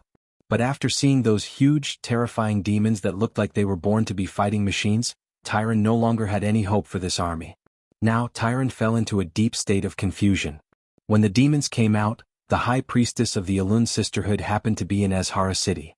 Her desperate cries before her death were transmitted to her and the other priestess through the spiritual network left by the goddess. She really wanted to participate in this battle, but she had not received a response from Elun yet. Malfurion made a decision. No. I want to go to the Emerald Dream.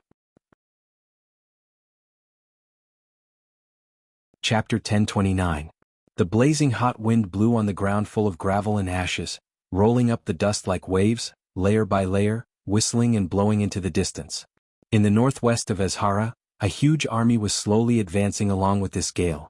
300,000 elves sounded like a lot, but in reality this was only a small part of the army of the huge Night Elf Empire. Because of the speed of mobilization, Ravencase could only gather the lords closest to Azhara. The lords further away needed a month, or even several months to get here. This was not an exaggeration. 10,000 years ago in Azeroth, this was the period when the Night Elf Empire was at its strongest. Kaldorii occupied nearly 80% of the territory of the ancient Kalimdor continent. The former Amani Troll Empire was only left in the northeast corner of the continent, struggling at death's door with Zwaman as a line of defense. The once glorious Gurubashi Empire was split into two parts, Zul Farak in the southwest and Zul Gurub in the southeast. If the Night Elf Empire mobilized, it was still possible to gather 3 or 4 million troops. Of course, the quality would definitely be uneven. To be able to gather 300,000 people in such a short period of time was already an amazing rallying power of Lord Ravencase. Unfortunately, when facing the Burning Legion, Ravencase only felt a little. Was there too few people on his side? The demons wreaked havoc everywhere. They burned down every house and forest, slaughtering every living creature within their sight. From afar there was a flood of hellhounds howling. Behind these hound demons, blue-skinned demon guards also gathered there. When they saw the rows of night elves at the end of their line of sight, they all howled happily. Although chasing and destroying fleeing prey was also a kind of pleasure, large-scale slaughter was what demons loved the most. Today, more innocent people would be killed, more blood would splatter, converge into a river, solidify into a lake. A woo! After the leading giant hellhound elite let out a chilling cry. The demons advanced towards the neat and orderly line of elves. Ravencase nodded. "Archers, get ready," a noble shouted. Under the leadership of an archer who had obviously stepped into the realm of heroes, more than 38,000 longbows were raised high, slanting towards the sky. The nobleman tossed a handful of fluff above his palm. Looking at the direction in which the fluff had drifted, the noble continued to shout, "Level 3 wind 10 degrees east." A woo! Even though they were against the wind, the chaotic howls of the hellhounds as they ran at full speed formed a huge sound wave that pounced towards the elves. Some of the new soldiers who had never been on the battlefield almost couldn't hold their bows steadily, but those experienced marksmen knocked 3 arrows on the bowstrings in one go. The elf noble raised his hand high and looked forward. The group of demons was getting closer and closer, and he suddenly swung his hand down. Shio shio shio. The continuous sound of breaking wind formed a terrifying long sound. Accompanied by the shocking shriek of the Grim Reaper, more than 100,000 arrows formed a huge black cloud that stretched for several kilometers and suddenly rose into the sky. When the flashing arrows reached the highest point, under the effect of gravity, the sharp arrows were like a summer shower, pouring down on the demon's body. From afar, it looked like a gigantic Grim Reaper, opening its arms to embrace the devils. The devils weren't brainless creatures. However, even though they knew that death was in front of them, the Burning Legion still didn't slow down. The torrential rain of arrows suddenly fell. The devils of the Burning Legion were indeed demons, but they still had physical bodies. They weren't invincible. The first round of arrows almost completely covered the hellhounds. Some of the hellhounds had so many arrows stuck in their bodies that their corpses couldn't even lie flat on the ground. The hellhounds fell to the ground and died. Nearly 200 Apocalypse guards also fell from the sky. However, the Burning Legion devils stepped on their comrades' bodies as if they were stepping on a stepping stone that had nothing to do with them, and they passed by at high speed.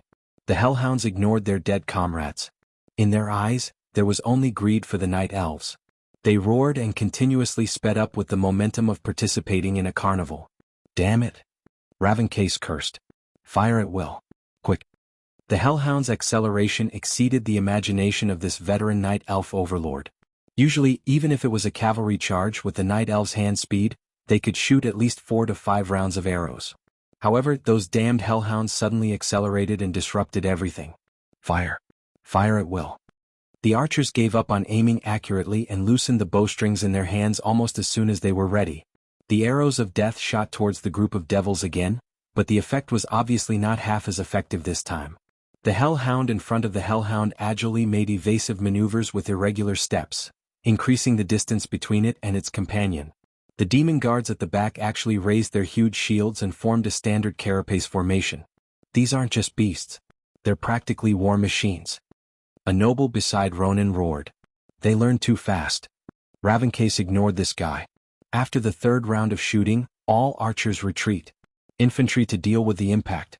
Mages who can still cast spells cover. Lancers, prepare to charge. "Your Excellency," Ronan suddenly shouted. "Can I participate in the battle?" "At this time, mage, you can do anything. As long as you don't attack us elves. Go." Ravencase originally wanted to refuse out of pride, but after the magic of the Well of Eternity was cut off, almost all the mages under him became dead dogs. The Great Lord, who was incredibly vexed, answered almost casually. He had no idea how terrifying the pharaoh he had released was. Ronan flashed to a high slope. Below him were 5 rows of infantry. The night elf infantry held the long and narrow kite shields that looked impressive but were useless, forming a shield wall that Ronan looked extremely weak. There were no 3 rows of spears, no reserves. Ronan had no idea how these guys would die if they were attacked by the hellhounds. Knowing that the hellhounds' magic resistance was insanely high, Ronan sighed. He concentrated and cast a spell that he would rarely use in normal times. This was a large-scale spell that he would definitely not be able to use without any equipment. However, he felt the magic amplification from the excellent equipment that the various demon lords of Mount Hyjal had contributed to him. Ronan firmly believed that he could still do it. His eyes narrowed. The ground in front of the Burning Legion cracked open, rocks exploded and dust was everywhere. The next moment, from the sky full of dust, a sharp stone wall that was a full kilometer long covered the center of the battlefield from left to right, as if 10,000 large hedgehogs had appeared out of thin air, blocking in front of the hellhounds. Chapter 1030. If the charge of the hellhounds was like a torrent spurting out of a great river, then Ronin's earth spell would be an artificial dam that appeared out of nowhere. Like a row of heavy cannons bombarding the dam, the tide of hellhounds was a perfect performance of what was called raging waves beating the shore. Perhaps the repeated attacks, day after day, year after year, would shatter the reef on the shore. But at this moment, it was only the tide itself that was shattered. All agility-type movements required space to be executed. Even the most agile existence, once it lost the space to make a detour, what awaited it was the most hated, the unfancy collision. The hellhounds at the front instinctively wanted to go around or over. But in the end, they were still pushed to the front by the hellhounds that couldn't stop, and their companions at the front line crashed into sharp stone spikes as if they were driving a pile of piles. Indescribable howls resounded in the middle of the battlefield. On many solid spikes, there were often a dozen or so hellhounds that hadn't completely lost their lives. At this moment, Ronin began to chant the second battlefield spell. The source of all magic. Come and go with my mysterious meaning, and open a path of fire that destroys everything. The purplish-blue arcane energy turned into gorgeous runes that formed dazzling rune ribbons around Ronin, circling his body in a clockwise direction.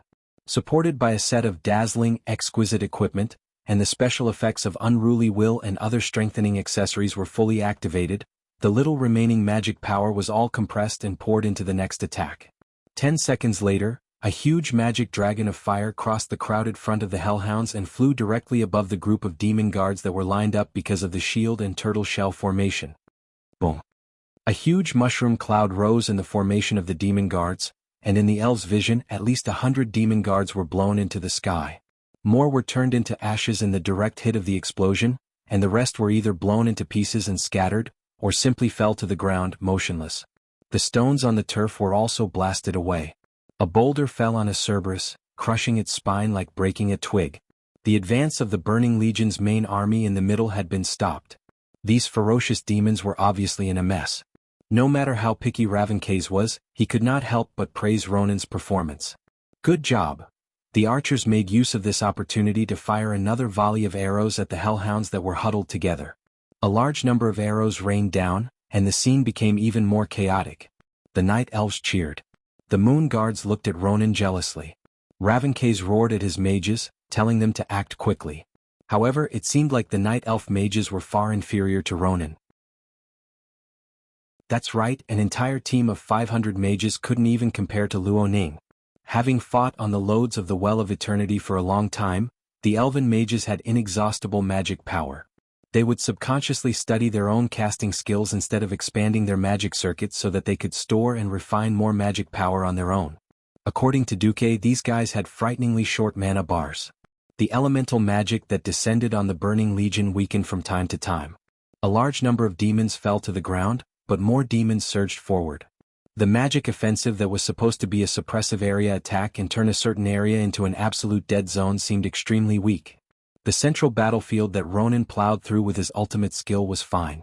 There were no fortifications around it, and the night elf infantry that directly met the enemy with a shield formation showed a one-sided decline. In front of the more agile and stronger demons, the elven infantry easily made trades that shocked every commander. Many times, it took 5 elven infantry to exchange for the death of a Cerberus. Until this moment, the elven lords felt a little regretful. They should have thought of a way, whether it was spies or thieves, to restore the magic supply of the Well of Eternity before going after the Burning Legion. On the left flank, the Moon Guards led by Illidan were fighting, and the situation was still somewhat manageable. After all, these Moon Guards who chose to support the Lord and rescue the Queen, even if they had lost their magic power, were still highly trained warriors. The right flank was in a difficult situation. At the worst time, even the supreme leader of the Moon Guards, Latuzius, had to fight on the front line. As the Burning Legion further increased their troops, especially after the appearance of the Lord of the Abyss, the Night Elf army showed signs of collapse. Just as the Elven army was on the verge of collapse, a mysterious existence in a special way visited the inner city of Azhara, which was under high security. There was a sentry every 3 steps, and a sentry every 5 steps was not enough to describe the security of this place. Around the palace, the elven guards in green armor, armed with spears and swords, carefully looked around. But they were not the core of the security net. Countless Cerberus ran back and forth almost irregularly. There were multiple Void Eye demons patrolling every important position. Eye demon, a special demon that could cross space and see very far away, or see through things hidden in the void. At first glance it was no different from a huge and ferocious eyeball. They just floated in the air, scanning every corner of the inner city of Azhara. With them here, even a hero-level thief like Vanessa could not even think of taking half a step in. Even though the defenses of the Burning Legion were so exaggerated and strict, a special existence still entered. He flew over the Well of Eternity lightly, looked down at the huge pool of black water, and slowly ascended to the tall and majestic Forbidden Palace that stood on the cliffs of the mountain. When this palace was first built, stones and trees were combined together with magic. Such a miracle touched the hearts of countless people, but now it was daunting. It was another stormy night, and an even more uneasy and evil atmosphere hung around it. The elves did not dare to stare at it, and even if they did, they would quickly look away. Except for the mysterious intruder. Yes. He was Malfurion Stormrage, whose soul had left his body and existed in a strange form between the Emerald Dream and the real world to sneak into the Azhara Palace. Malfurion was caught in a conundrum. He had clearly sensed that an unpredictable, mysterious power was being nurtured in the highest magic tower, but he could not find a way to get in. A three-dimensional magic formation with strong mental attributes surrounded the entire magic tower. At this moment, Malfurion saw a sign that gave him a headache. It was a green arrow. Chapter 1031. Malfurion's first instinct was to think that it was a trap. The enemy had a ghostly fellow who had seen through everything. But Malfurion's second reaction was to think that it was impossible. It was simple because the green arrowhead was formed from the power of the Emerald Dream. Logically speaking, the Emerald Dream should be a special space unique to Azeroth. Apart from the green dragons, only the druids of the Night Elves had the ability to sneak into the Emerald Dream. In fact, even Malfurion, the first disciple of the demigod Cenarius, was only a half-baked infiltrator. How could the Burning Legion who had just arrived have such a skill? This was not a skill that could be easily passed on to outsiders. The demigod Malorn and the moon goddess Elun had given birth to the demigod Cenarius, whose adoptive mother was the green dragon Queen Isera. Relying on this relationship, Cenarius had mastered the technique of sneaking into the Emerald Dream, and thus taught Malfurion and the other first-generation druids how to sneak into the Emerald Dream.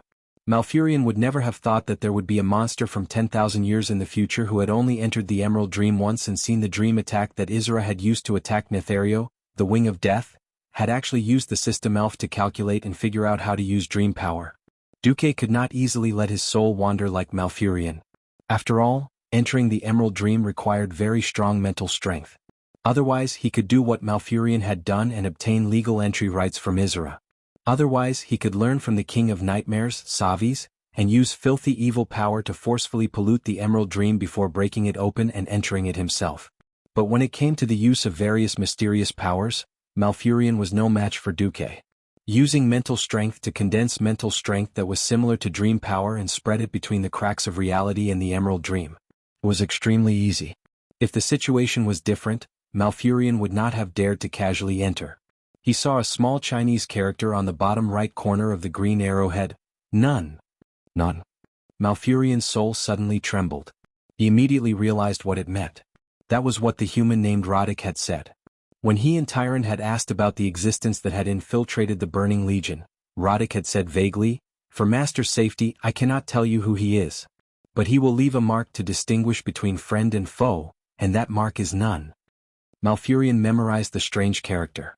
Roddick said, "My master was a legendary figure who could turn the power of darkness into light even though he was cursed by the commander of the Burning Legion. Cadores can choose not to believe him. But if you have no other choice, you might as well consider accepting my master's guidance." At this moment, on one hand, Malfurion was amazed by the formidability of the legendary person who claimed to be Nihility.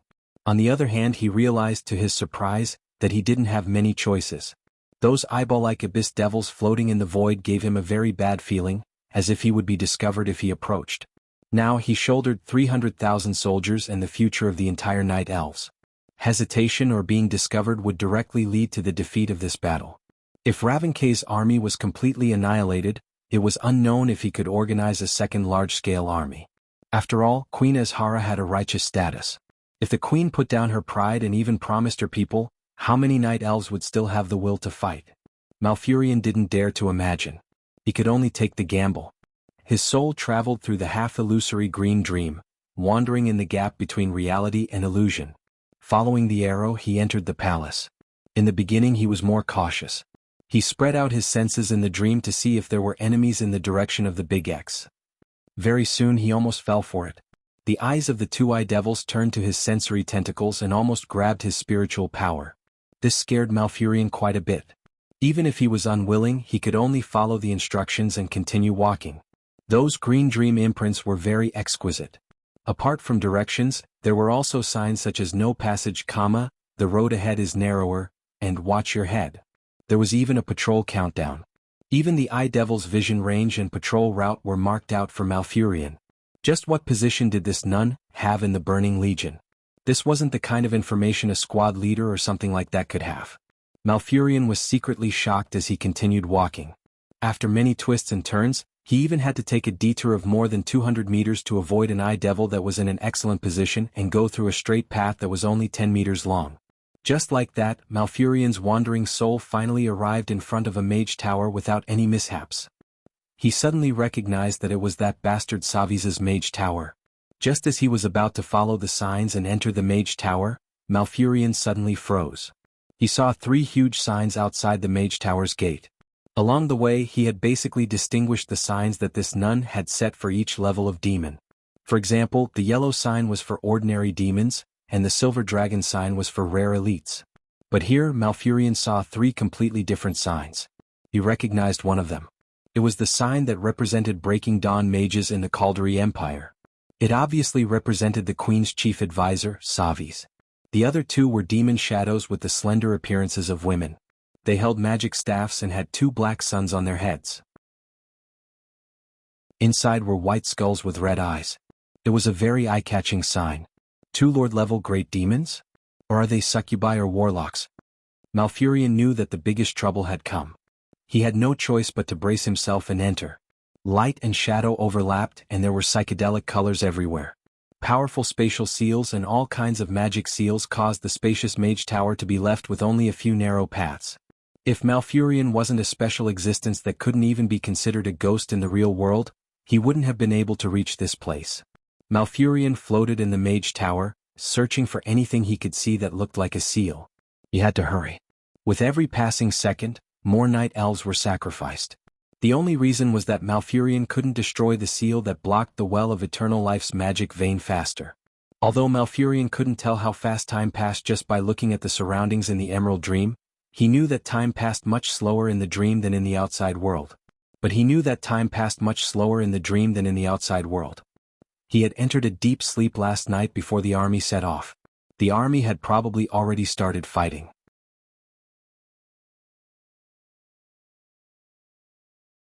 Chapter 1032. In Savi's mage tower, Savi's once again heard the teachings of the great god, Sargeras. Well done, Savi's. You need to be patient and don't make any mistakes. When my most powerful warrior, Arkharon, arrives, the perfect, clean world filled with great evil energy that you've been waiting for will soon arrive. Savi's was deeply encouraged. Sargeras's grand and powerful voice turned into a torrent of excitement, spreading to every inch of his body. At the same time, in the domain of the Emerald Dream, Malfurion did not even dare to breathe. He did not dare to move forward, nor did he dare to retreat, for fear that he would produce strong emotional fluctuations or something else that would attract the attention of that terrifying existence. The time that felt like it was taking forever seemed even longer as he waited in a trance. With great difficulty, the powerful will with the yellow-green light finally faded from the mage tower. Then Malfurion heard Savi's laughter. Ooh, ah. Ah, ah. Savi's covered half of his face with his right hand to hide his twisted smile. But Malfurion still saw it. He saw the bulging eyeball exposed between the index and middle fingers of his right hand. What kind of eyeball was that? It was bloodshot, filled with savagery and madness, mixed with indifference towards life. What made Malfurion's heart palpitate the most was that the eyeball turned and stared at where Malfurion was. Impossible? Malfurion's soul trembled violently. This was definitely not a coincidence because the gap between reality and the dream was rather tricky. It was the opposite of where a magic lamp was. Most people would not look where the strong light was coming from. If it was a coincidence, then how could Savi's face and eyes turn 120 degrees, and then stare up 60 degrees to see here? Come out. Savi's yelled fiercely. I didn't say anything just now because I didn't want the god to know that I'm the kind of idiot who was entrusted with an important task, but didn't even know the enemy had sneaked into my mage tower. At that moment, Malfurion deeply regretted it. Damn it, how stupid I was. Malfurion had heard stories about Savi's eyes before. People said that Savi's eyes could see the shadows of shadows, but he dismissed that as a myth. The pair of eyes that allowed Chief Advisor Savi's to observe the power of natural witchcraft also allowed him to notice the souls floating around him. Seeing how smug Savi's was, Malfurion couldn't help but have the urge to turn around and leave at all costs. Too late. Savi's raised his right hand high and clenched it in the air. Malfurion immediately felt that the space around him was trembling violently. It was obviously not a regular spell, nor was it some damn evil energy. It was a power of the same origin as the Emerald Dream. Dream? No. That was a nightmare. The black spiritual matter made of infinite nightmares turned into a ball-shaped cage that was at least 30 meters in diameter. It opened a giant mouth that looked very sharp and bit at Malfurion. Not good. Malfurion intended to launch a counterattack immediately, but a strange being reacted even faster than him. It screamed and lunged. Right in front of Malfurion. It was a special existence that lurked in the dream like Malfurion, and it seemed to be a soul. Unlike Malfurion, it was more like a scapegoat that had been hidden in a crack in the dream in advance and thrown out when certain conditions were triggered. If Savi's attack was a trap, then this unknown thing was more like a scapegoat specially used to destroy the trap. Malfurion was tongue-tied as he watched the black shadow being swallowed by Savi's attack. Huh? Savi's was fooled by this strange being that he had caught. Rather than saying that it was some monster hidden in the dream, it was better to say that it was some kind of spiritual amalgamation with a strong will. It wasn't even a soul. Savi's released his spirit and touched the pitch-black spirit. He withdrew it almost immediately because he saw some fragmented fragments. There was once a young arcanist who participated in the great Lord Savi's experiment and met with misfortune. It's actually the amalgamation of some stupid magic apprentice's resentment? Savi's couldn't help but laugh bitterly. Have the great god Sargeras and Lord Infernal Affairs been giving me too much pressure recently? They're making me nervous. Endless research into arcane spells naturally came with all kinds of cost. Savi's turned his wrist and clenched his fist, instantly annihilating the spiritual amalgamation that wasn't even a soul. Savi shook his head and walked out of the room. At this time, if Malfurion still had a body, he would definitely be soaked in cold sweat, as if he had just been fished out of the water. Only those who had personally experienced what had just happened knew how thrilling it was.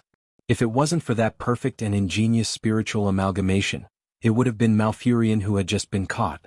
The one who had just been caught would have been him, Malfurion. Never underestimate a mage tower. As the most thorough home field of a powerful wizard, a mage tower didn't just mean that it could greatly increase the power of the wizard who was the master. It also had all kinds of targeted defenses.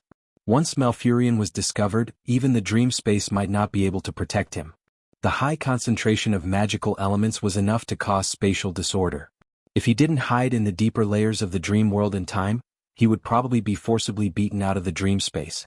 That would really be the end of him. Malfurion couldn't help but think of the nothing that had helped him. The route had been chosen by this Mr. Mole, so it was hard for Malfurion not to associate this spiritual amalgamation with Mr. Nothing when a life-saving straw had appeared at this time and place. It was a pity that Malfurion didn't understand Chinese. Otherwise, he would definitely associate nothing with the Lord Infernal Affairs that Savi's had mentioned. After Savi's left, Malfurion found the target he had been searching for all this time, the seal that controlled the magic branch of the Well of Eternity. It had appeared in the form of a talisman shield. Malfurion could clearly sense that the numerous torrents of magical power that passed through the mage tower all had a small branch that was connected to this talisman shield. Malfurion was ready to move. But at this moment he seemed to hear Tyrant calling out to him in his daze. Come back, before you are discovered. Come back to us. No. Malfurion firmly refused in his heart. He wanted to complete his mission, to save his people, to save his world. The talisman shield had to be removed. Chapter 1033. Malfurion. The voice from the depths of his soul grew clearer. Malfurion knew that it was Tyrant calling him from beside his soulless body. That was the only way her voice could travel such a long distance and echo in his ears. It was Tyrant pleading with him not to be rash. Malfurion focused his mind and ignored Tyrant's call. He floated in a corner and continued to stay still, only spreading out his spirit sense slightly. Savi stood in the room next door, his attention focused on the portal that was emitting dark energy. It was a small portal that had been solidified. From time to time, some demons of average size would enter Azeroth through it. After passing through the portal, they would line up neatly and leave the wizard tower through a pre-designed passage. The rebels are resisting very fiercely. We need a stronger army. Savi seemed to be discussing with a certain lord of the Burning Legion. The current situation was still in Malfurion's favor. If Savi stared at the vortex for a few more minutes, Malfurion believed that he could quickly complete his mission and leave safely. Malfurion floated towards the runic shield, already thinking of how to destroy it. The more intricate the magic circuit, the more fragile it was. As long as he did not break the defensive measures, a few simple changes would be enough. As he advanced, he could no longer hear Tyrant's voice. This either meant that Tyrant allowed him to do this, or the high elemental concentration in the wizard tower had caused the mysterious connection between him and his body to be severed. Either way, he could not turn back now. Malfurion looked through the dream at Savi's, who was behind the walls of the wizard tower filled with magic circuits. He then approached the runic shield with his own strength. He was prepared to completely change the internal composition of the runic shield. This intricate seal had taken the efforts of 8 Breaking Dawn wizards and 10 years of hard work. If it was destroyed, he imagined that even with Queen Azhara's manpower, it would take at least several months for it to be repaired. If it was done skillfully and smoothly, the runic shield's defensive formation would not react for a short period of time until the runic shield completely collapsed and the branch vein of the Well of Eternity started flowing again. At that time, he had already completed the destruction and left cleanly. In the dream world, Malfurion couldn't directly affect the real world. After confirming that nobody was paying attention to him, Malfurion cast a spell to bring his soul closer to the material world. At this moment, he was no different from the wandering souls that wandered the world after death. Malfurion began his spell. What he was summoning now was the power of the world, the power of nature. He used this power to reassemble the talisman. This new form would negate the purpose of the talisman and cause it to disappear. The talisman shield trembled. He was about to succeed. Success was close at hand. Malfurion, who was still young, could barely hold back the ecstasy in his heart. He was far from the steady druid 10,000 years later. For the night elves, Malfurion was still very young at this moment. I'm going to be the hero who saved Cadores. He had forgotten what Cenarius had taught him. The closer he was to success, the more careful he had to be. He didn't even notice the 2 voluptuous, evil-looking female bodies that appeared in the void behind his soul. There's a rat. A magical rat. It sounded like 2 long and slow sentences, but they were compressed into the shortest syllable at the same time and pierced into Malfurion's soul directly, allowing him to hear every note of the 2 sentences clearly and even the mockery in them. Oh no. Malfurion suddenly realized that the close distance had become the farthest distance.